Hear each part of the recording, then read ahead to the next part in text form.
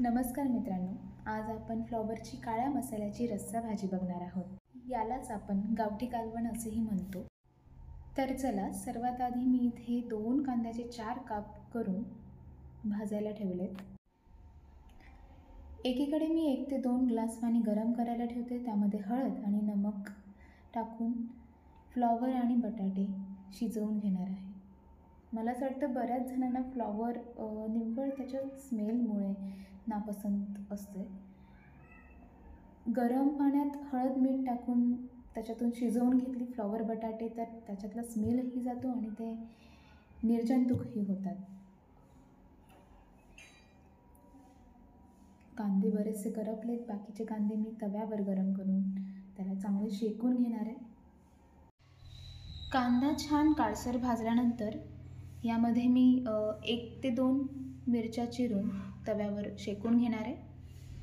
सोललेला लसूण, चिरलेला अद्रक ही त्यात तेल घालून शेकून घेणार आहे. तव्यावर शेकलेले एक घटक मी साईडला करून घेते तव्याच्या. तुम्ही ताटलीतही काढू शकतात. यानंतर मी इथे किसलेलं खोबरे तांबूस होईपर्यंत भाजून घेते. खोबरे छान तांबूस भाजल्यानंतर हे सगळे घटक मी एकत्र करून घेतलेत. यानंतर थोडी कोथिंबीर ॲड करून मी कोथिंबीरही त्यात मिक्स करून भाजणार आहे.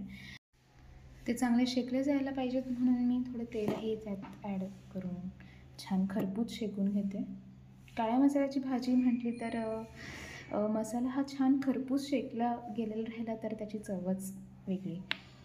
थोडे जिरे आणि धना पावडर मी यात मिक्स करून घेते आणि सोबत वाटून घेणार आहे.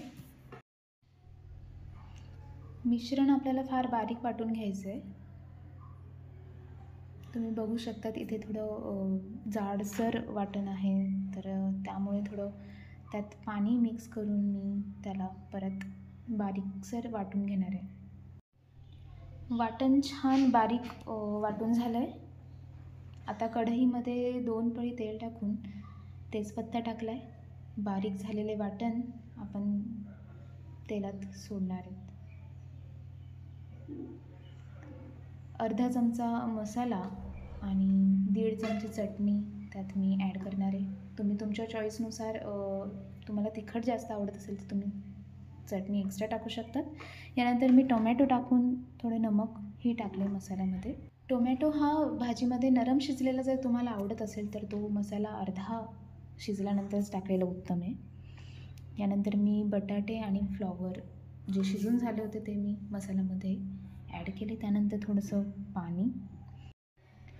इथे तुमच्या आवडीनुसार तुम्ही त्यात पाणी ॲड करू शकतात.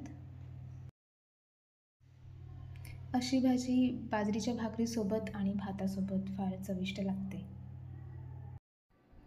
फ्लॉवर आणि बटाटे याआधी आपण शिजवून घेतलेच होते. आता त्याला छान उकळ फुटली आहे. खोबऱ्यामुळे छान असं तरणही त्याला सुटले, तुम्ही बघू शकतात. भाजी छान अशी शिजून झाली आहे. वरून मी कोथिंबीर ॲड करते. अशी ही आपली चमचमीत झणझणीत भाजी तयार आहे. ज्या व्यक्तीला ही भाजी आवडतही नाही, याचा स्मेलही आवडत नाही, तीही बोट चाखून नक्कीच खाणार.